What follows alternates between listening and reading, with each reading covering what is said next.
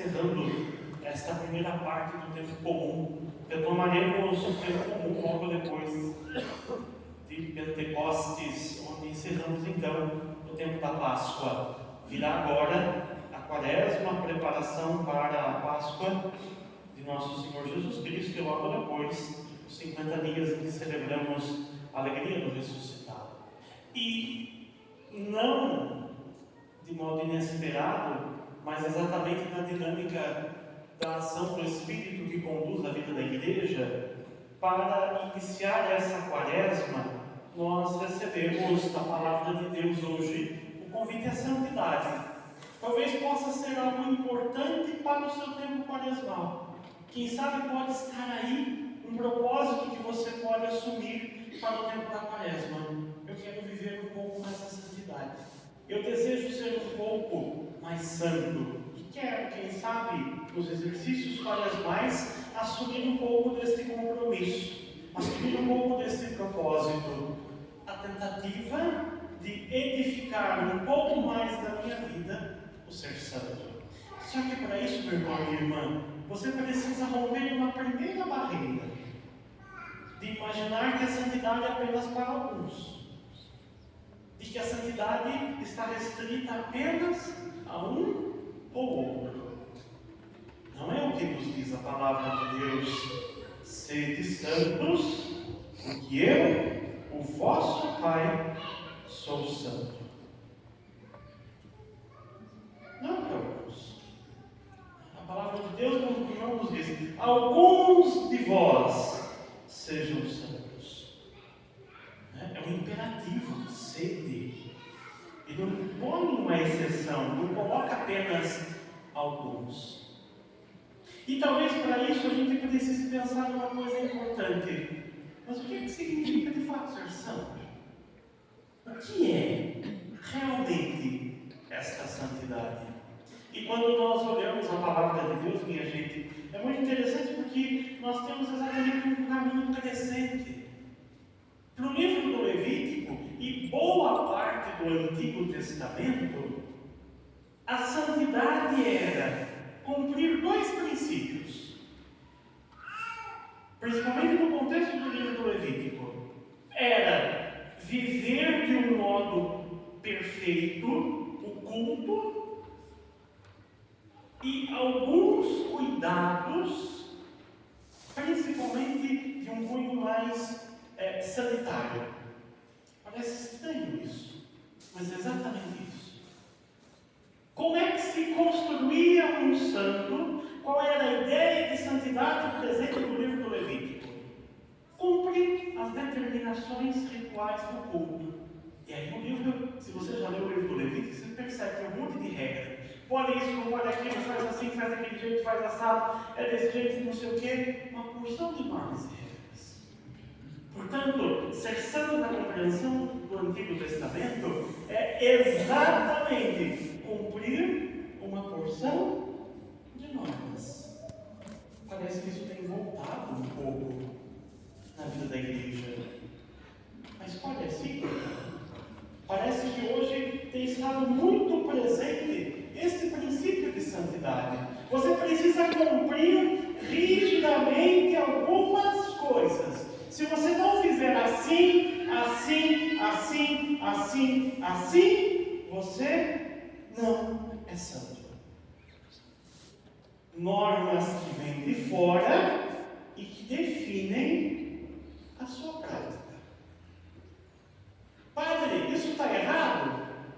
Se eu disser que isso está errado, eu estou dizendo que a Sagrada Escritura está errada. E eu não tenho essa pretensão, e muito menos a autoridade para isso. Isso não está errado.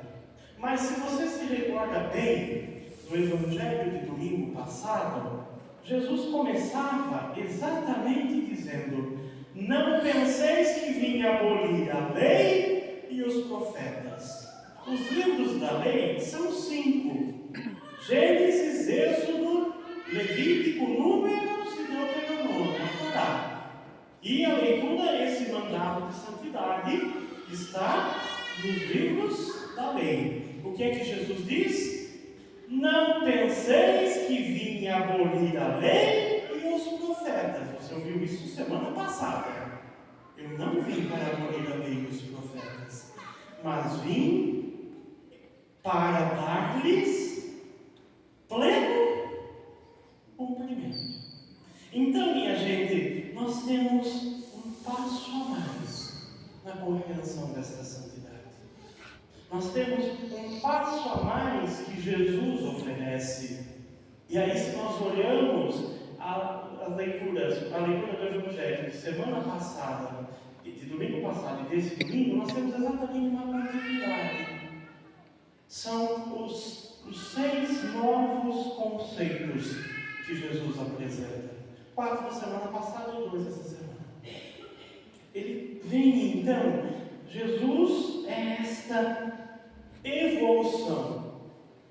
Parece estranho falar assim. Jesus é este passo a mais na compreensão da santidade. O que Jesus vem propor não é simplesmente esquecer e imaginar que o cumprimento das práticas de culto, Jesus não veio para aboli-los, mas Ele vem para levar isto a um estado de pleno cumprimento. E aí, meu irmão e minha irmã, a santidade não é o cumprimento de normas exteriores, simplesmente que recaem sobre mim, mas ela é o resultado de uma compreensão destas normas, de um entendimento destes princípios e mandamentos, de um trazer para dentro da minha própria vida, de não deixar apenas na inteligência, mas colocar na dinâmica do coração e então viver este exercício. E aí as normas e regras são importantes, mas elas devem estar a serviço daquilo que a cabeça e o coração foi capaz de sintetizar e de chegar a uma conclusão. Nossa, Tata, você falou um monte de coisa, até achei bonito, mas eu não entendi muito. Que é mais simples. Não basta fazer. É preciso entender por que faço. Não basta cumprir. É preciso entender por que cumpro. Não basta realizar algumas coisas. Eu participo da missa todo domingo. Eu rezo o terço todo dia. Eu leio a Bíblia todo dia. Não basta participar da missa todo domingo. Não basta rezar o terço todo dia. Não basta ler a Bíblia todo dia. Eu preciso entender e compreender por que participo da missa todo domingo. Por que rezo o terço todo dia? Por que leio a palavra de Deus? E aí, o porquê de tudo aquilo que faço no meu caminho. Minha gente, isso é construir santidade. É fazer um caminho onde vou me apropriando e vou significando, vou dando sentido, vou constituindo isso dentro da minha vida. E aí eu não caio naquela coisa, posso, não posso, devo, não devo. Eu entendo por que posso e por que não posso. Por que devo e por que não devo. E é exatamente esse o convite que Jesus propõe. Eu não digo a você apenas devolva ao outro aquilo que ele lhe fez. Que até, se a gente for olhar a lei do talião, olho por olho, dente por dente, ela não é tão ruim assim. Exatamente porque limita um pouco o nível das punições, que às vezes podem ser muito mais severas do que o crime cometido. Mas Jesus vem com uma outra proposta, o exercício do perdão, que não é simplesmente dizer você recebe de volta aquilo que você me fez na mesma proporção, mas eu sou capaz de olhar para você e reconhecer que, apesar do seu erro, ainda existe ali uma pessoa que é marcada também pela sua história, que é marcada também por todas as suas condições. E é óbvio, minha gente, que isso não é exercício fácil de ser feito. E não estou dizendo que a justiça não deva ser aplicada, mas eu estou dizendo que é um convite a olhar e entender de uma outra forma. E aí nós chegamos então a São Paulo, que diz na segunda leitura desta missa: tem certas coisas que a nossa sabedoria humana não é capaz de compreender. Por isso não se firme apenas nessa sabedoria humana, mas lance mão para entender o saber de Deus. Lance mão para entender a dinâmica real, o exercício constante da ação do Senhor acontecendo entre nós. E aí nós não vamos abolir aquilo que já está presente no nosso caminhar. Nós não vamos simplesmente retirar e dizer isso não presta e agora a gente vive apenas do amor de Deus. O que é esse amor? Ele precisa de meios concretos, mas tudo encharcado por esta dinâmica do amor de Deus. Meu irmão, minha irmã, viver a santidade é aprender a colocar Deus todos os dias em todas as coisas da minha vida. Ser santo é ir me configurando realmente a ação do Senhor e tornando as minhas ações, os meus gestos e a minha prática cada vez mais próximos da graça de Deus. É ir me configurando cada vez mais a Cristo Jesus. E é muito interessante que no Sermão da Montanha, Jesus fala exatamente de 6 novos princípios. Para a Sagrada Escritura, o 6 é o imperfeito e o incompleto. Porque a perfeição e a completude nós encontramos no 7º novo ensinamento, que é o próprio Jesus. Jesus é a grande perfeição dos nossos passos. Jesus é a grande perfeição do nosso caminhar. Jesus é a grande perfeição de todas as nossas escolhas. Por isso que a experiência da fé, meu irmão e minha irmã, é profundamente uma experiência individual. Sou eu na minha relação com Deus. Mas esta relação individual com o Senhor só se constitui em uma vida comunitária. Porque sozinho eu não tenho parâmetro. Sozinho eu vou criando a minha maneira de entender como me relaciono com Deus. E não tenho outro para me dizer se está no caminho certo. Não tenho outro que de vez em quando eu esbarro nele e opa, preciso melhorar isto. Opa, isso está me inquietando. Alguns atritos que surgem entre nós é termômetro e sinal para perceber se realmente estou me encaminhando ou não para esta dinâmica da vivência do Evangelho. Por isso que é fundamental. A construção da santidade é um passo pessoal.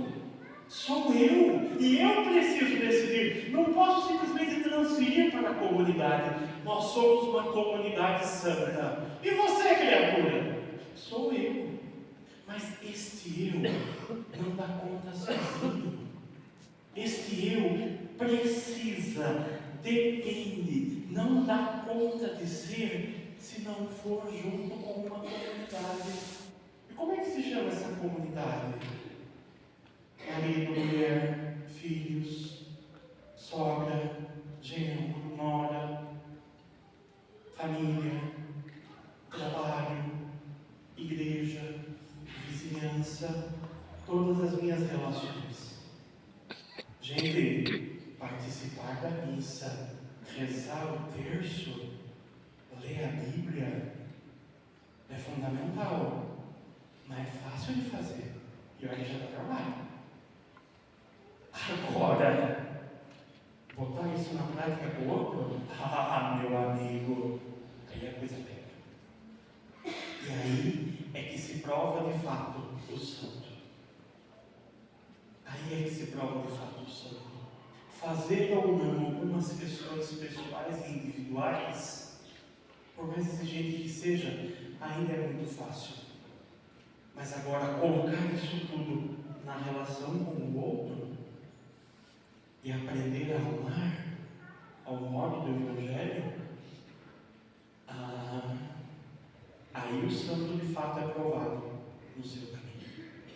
Portanto, não é simplesmente, e aqui eu encerro por onde eu comecei, não é simplesmente normas externas que me obrigam a fazer algo, mas é um coração que aprendeu a decidir e que assumo essas posturas porque elas fazem sentido no meu caminho de santidade.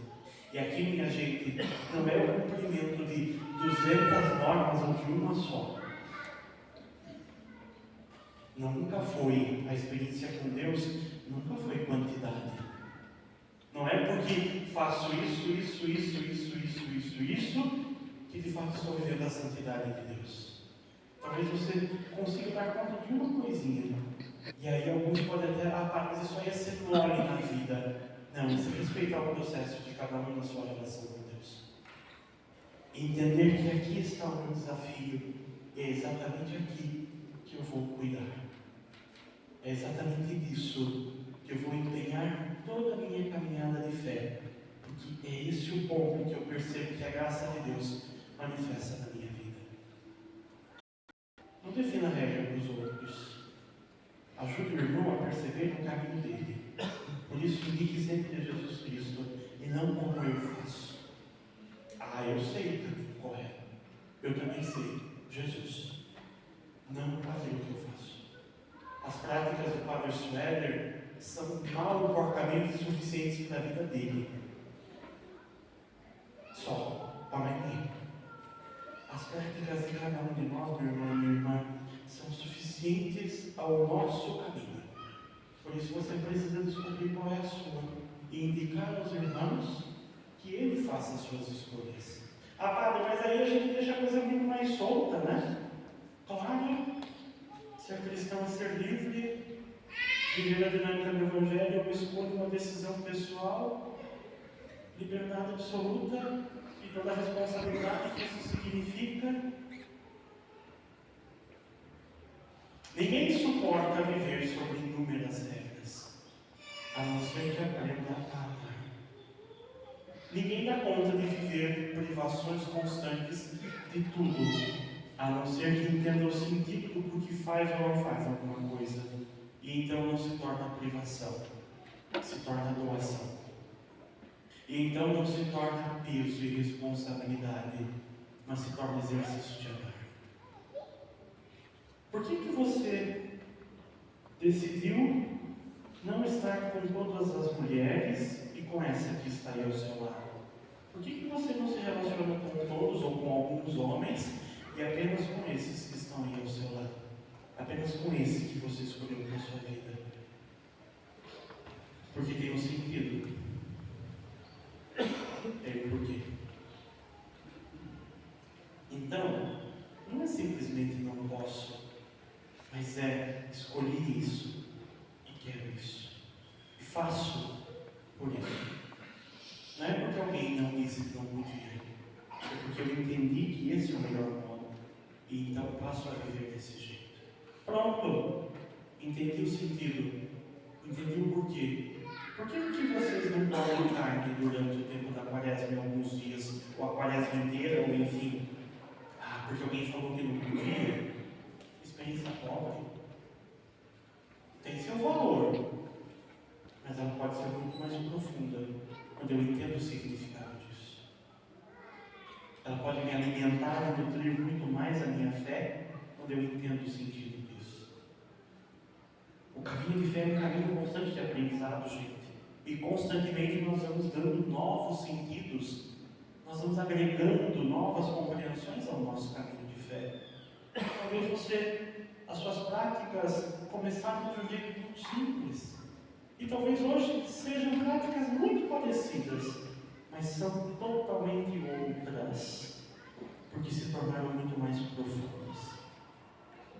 Nunca é o tanto que faço, mas é a profundidade daquilo que faço. E o sentido de fato do quanto isso é capaz de converter o meu caminho.